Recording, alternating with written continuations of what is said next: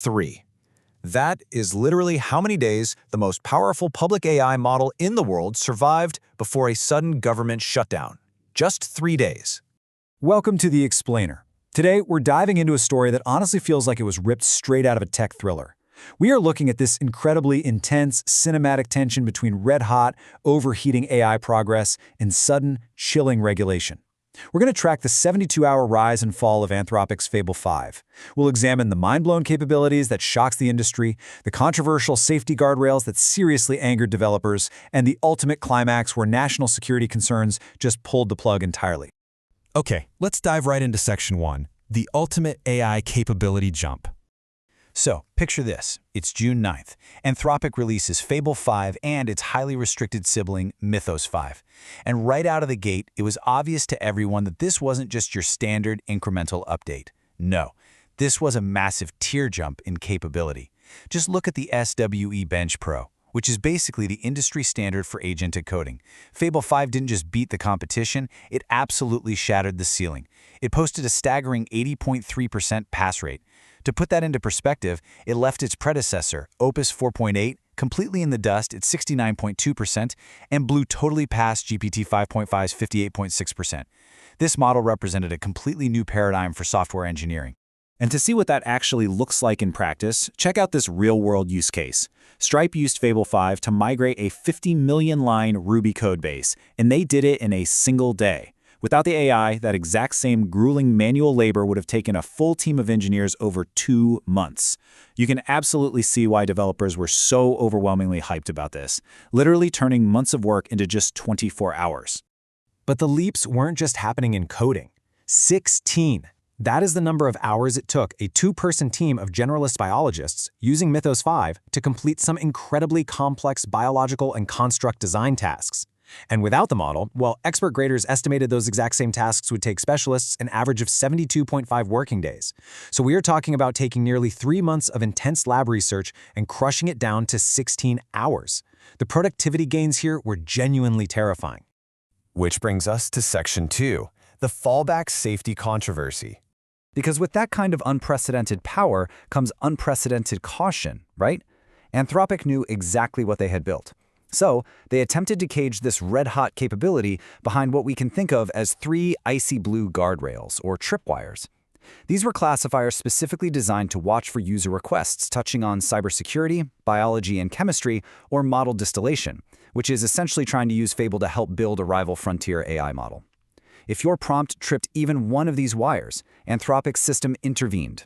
Now, what's really interesting about this slide is how that intervention actually worked for the users, because this was the real catch. For biology and cyber queries, you'd get a visible warning, and your prompt would just be bumped down to the weaker, older Opus 4.8 model. But for model distillation, at launch, Anthropic decided to make those safeguards completely invisible.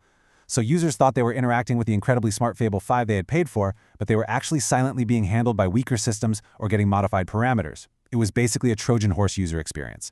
Here is exactly what Anthropic stated in their initial system card. They said the safeguards would, quote, limit effectiveness through methods such as prompt modification or steering vectors, unquote, without visibility to the user.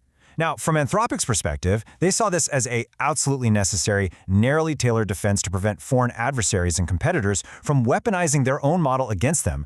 But from the perspective of developers and the AI research community, this was a massive breach of trust.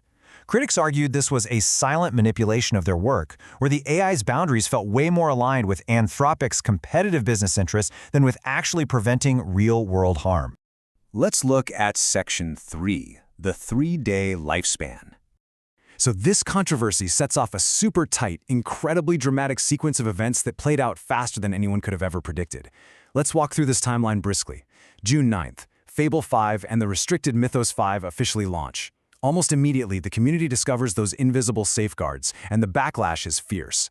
Then June 11th, just 48 hours later, Anthropic actually completely reverses course. They apologize, make all the safeguards visible, and start clearly dropping flagged queries to Opus 4.8.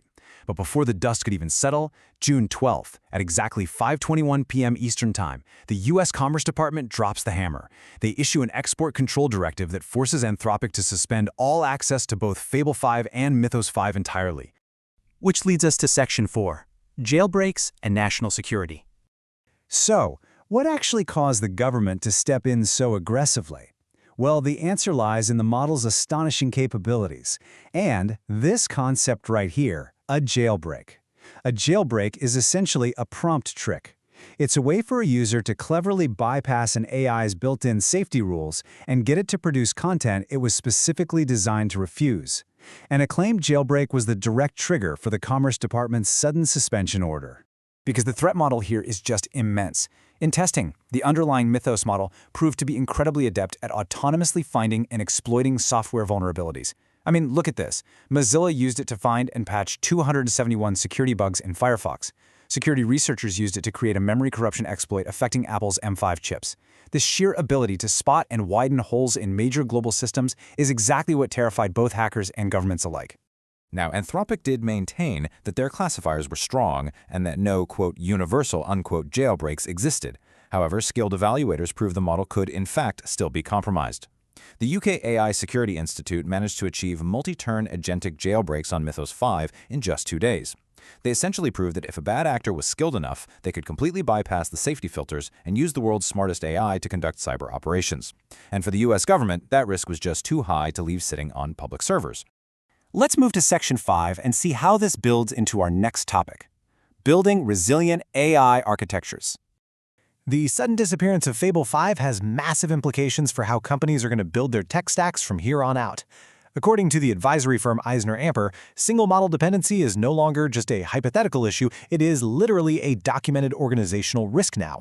They recommend 3 absolutely crucial steps. First, build model-agnostic architecture. Basically, switching your AI provider should be a configuration change, not a total rebuild. Second, always keep a tested fallback model live. And third, form a local, open-weight LLM strategy. Because having a model running locally on your own hardware means that even if a regulator pulls the plug on a frontier model overnight, you can still keep the lights on. And, this entire 72-hour saga has seriously galvanized the open source community. AI researcher Nathan Lambert really summed it up perfectly, noting that the American open source ecosystem, quote, has its feet underneath it and keeps being given more reasons to fight for its leadership, unquote. The sudden suspension really highlights that intense geopolitical and commercial tension we're seeing right now between closed, proprietary frontier labs that can just be shut down by governments and the decentralized world of open-weight models. Which leaves us with this final, really provocative thought. As AI capabilities continue to skyrocket, who really controls the frontier? Is it the massive AI labs who actually build the models? Is it the angry developers who demand unrestricted access to them? Or is it the government regulators who can shut the whole shebang down with a single directive in the name of national security? It's an incredibly fragile balance of power right now, and as the story of Fable 5 shows us, that balance can shift entirely in just 3 days. Thanks for joining me on this explainer. Keep questioning and keep learning.